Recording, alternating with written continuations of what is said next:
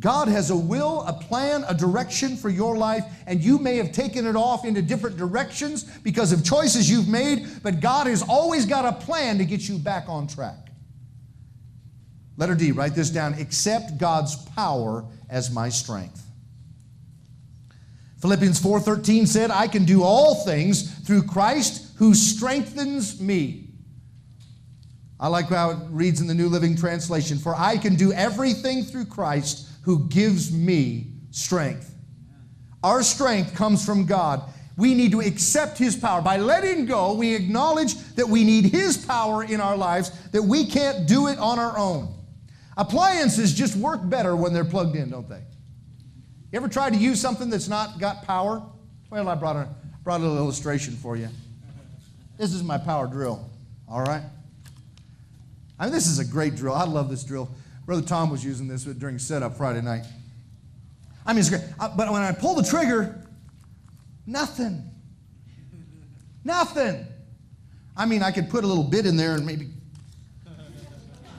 There's no power. This is you. This is me. This is a great tool. This is a unique tool. It's a tool specially designed to drive in screws. It is wonderful. But there's no power. You're special.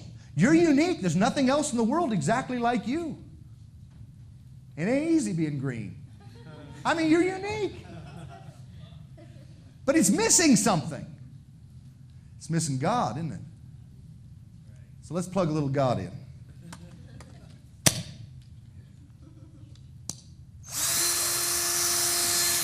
And reverse. You gotta love it. You need power. Plug into the power. You're walking around through life going, I can't make it, Pastor. I'm green. I've got all kinds of good stuff, but it just isn't working for me. You need God. Plug into the power. Yeah. God isn't asking you to do it all. He's asking you to submit to His power. It's only as this drill submits to this power, lithium 18-volt power, that it submits to that power and allows that power to drive it, that something wonderful can happen. And for you and I, when we submit to the power of God, something wonderful can happen. When we let go, there's power in letting go. You see, many are involved in being a Christian, but they're not committed. Kind of reminds me of that kamikaze pilot. He flew 40 missions. You're slow, but you're worth waiting for.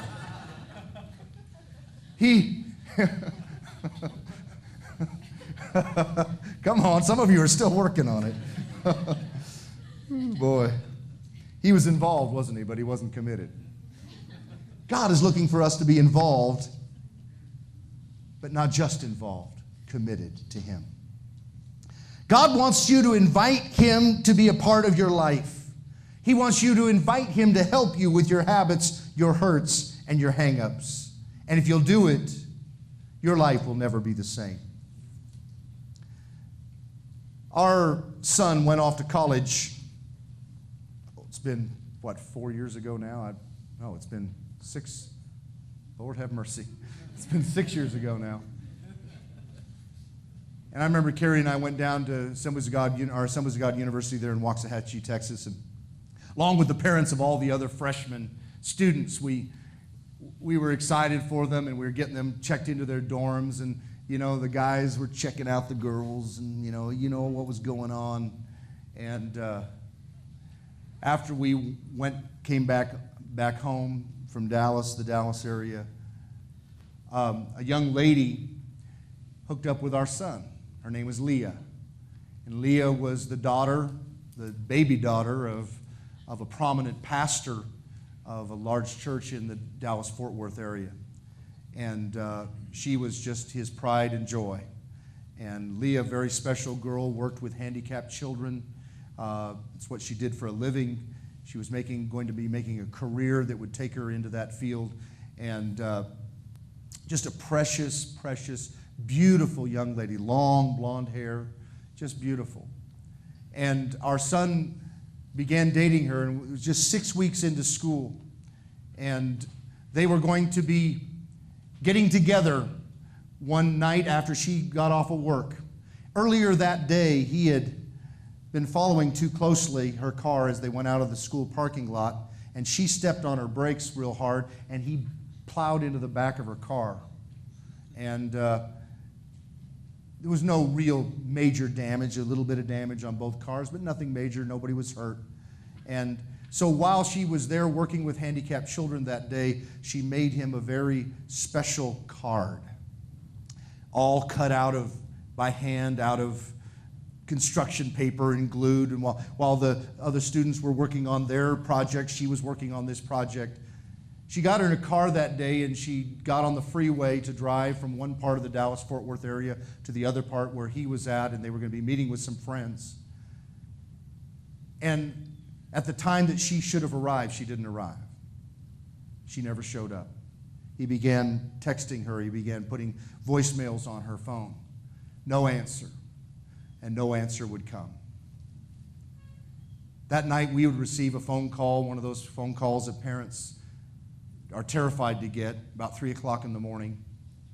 Our son is on the other end of the line telling us that his girlfriend, Leah, this pastor's daughter, had been killed by a drunk driver on her way to meet with him. A young freshman in high school, just 19 years old. Later, her father would come to our son and would bring him that card that he would find in her car, stained in her blood. The card that he had written to her, or she had written to him. Carrie and I would go to the funeral.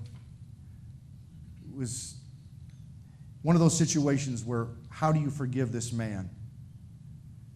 We find that this man was an alcoholic. He had just come from a bar. He'd gotten on the highway. He'd crossed over all the lanes of his side of the highway, crossed over a grass median into her side of the highway. She swerved to keep another car from getting in a wreck with her, and in doing that, she went head on into this big SUV in her little car, and it killed her. And Steve Van Zandt, who was the nephew of a former superintendent of our district, the pastor, her father, would get up and preach her funeral. How awful a thing that would be. Months would pass by. And one day he would get up before his congregation like I'm before you today, and he'd begin to preach a message on forgiveness. And all this time he'd been working through in his heart, how could he forgive this man who had killed his beautiful young daughter who was at the very prime of her life? How could he forgive this man? And he knew that he needed to. He knew that he wanted to, but he couldn't bring himself to. And he was teaching about forgiveness from the Scriptures. And he gave an altar call that morning.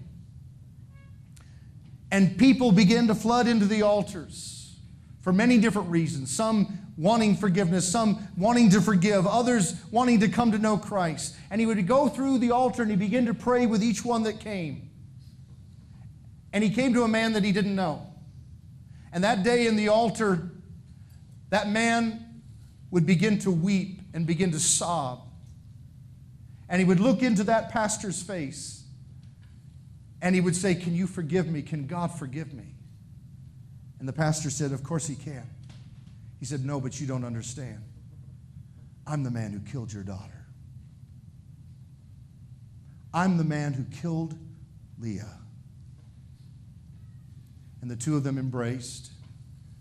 And that day, he was able to forgive that man. And I look at the people that I meet every day, and I think about the habits, the hurts, the hang-ups that are in every life. That man had a habit. He couldn't stop drinking. It cost a pastor his precious daughter, my son, his girlfriend. It costs a life.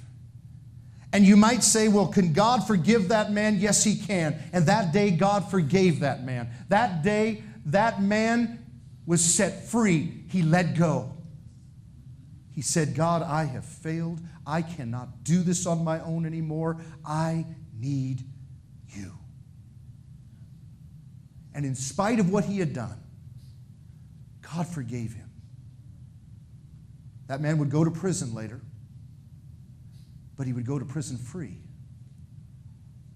He'd been set free by being forgiven by the Father, but most importantly by God the Father. You see, whatever your habit, whatever your hurt, whatever your hang-up, God is standing here this morning with open arms, saying, will you come? What did he say in our text? Come unto me, all of you who labor and are heavy laden, and I will give you